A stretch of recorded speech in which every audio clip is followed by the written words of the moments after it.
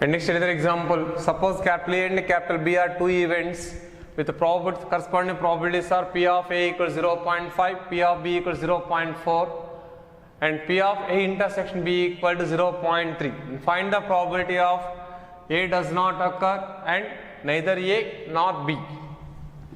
The first condition is given, P of A is equal to 0.5, comma P of B equal to 0.4, comma P of A intersection B is equal to 0.3. P of A intersection B is equal to 0.3. And the first one is A does not occur. A does not occur means P of A bar. A does not occur is equal to P of A bar. Here P of A bar is equal, is a complement of A, it is equal to 1 minus P of A. It is 1 minus 0.5 is equal to 0.5. This is the first one.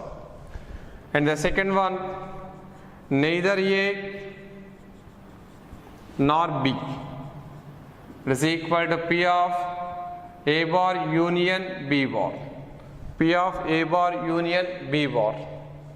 It can be written as the P of A union B whole bar.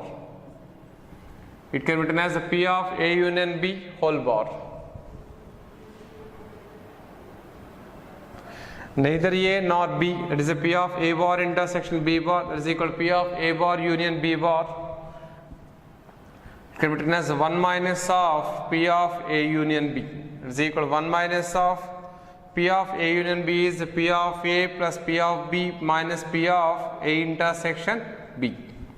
Substitute the values of 1 minus here, P of A equals 0.5, P of B is equal to 0.4 minus 0.3. This is equal to 0.9 minus 0.3, that is 0.6. 1 minus 0.6, that is equal to 0.4.